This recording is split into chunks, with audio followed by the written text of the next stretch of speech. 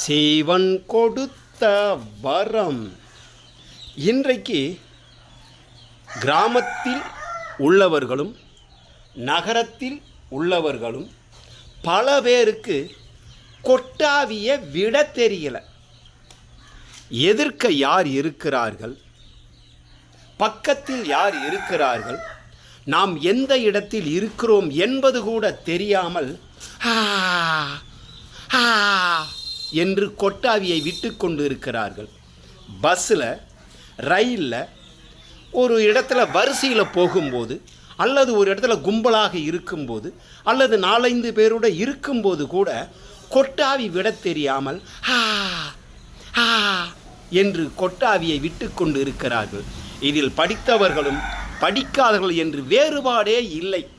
முதலில் நீங்களும் உங்களுக்கு தெரிந்தவர்களும் உங்கள் வீட்டில் உள்ளவர்களுக்கும் கொட்டாவி எப்படி விட வேண்டும் என்று சொல்லுங்கள். அது ஒரு நாகரிகமான செயலாக இருக்கட்டும்.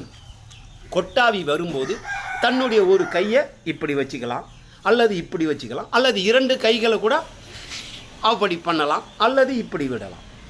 இதைப்போல கொட்டாவி விடும்போது தன்னுடைய வாய் திறப்பதை எதிரே இருப்பவர்களுக்கு தெரியாத அளவிற்கு அந்த வாயில் வந்து வாடை, ஒரு ஸ்மெல் வீசும். அது அடுத்தவர்களை பாதிக்காத அளவிற்கு கையால் இப்படி தடுத்து கொள்வது நல்ல பழக்கம். எனக்கு தெரிந்த நண்பர் அம்பத்தூரில் இருக்கிறார். அவருக்கு தும்பல் வந்தால் கீழே குனிந்து முட்டிக்காலுக்கும் கீழே அவர் தும்புகிறார். அதை நான் ஒரு முறை பார்த்து கேட்டேன். அப்பொழுதுதான் அவர் சொன்னார், என் தும்பல் மூலமாக கிருமிகள் ஏதாவது இருந்து எதிரே உள்ளவர்களை தாக்கும். அப்படி கூடாது. அதனால்தான் எனக்கு தும்பல் வரும்போது குனிந்து முட்டிக்காலுக்கு கீழே நான் தும்புகிறேன் என்று சொன்னார்.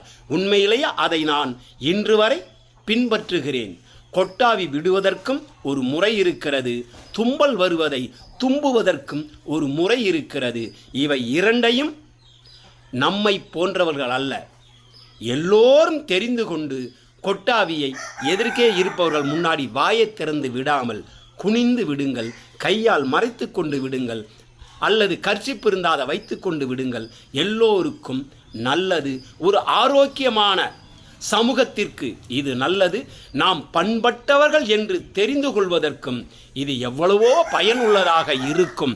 சித்தர்களின் ஆசீர்வாதத்தோடு சிவன் கொடுத்த வரம் எல்லோருக்கும் சொந்தம். மகாதுரை.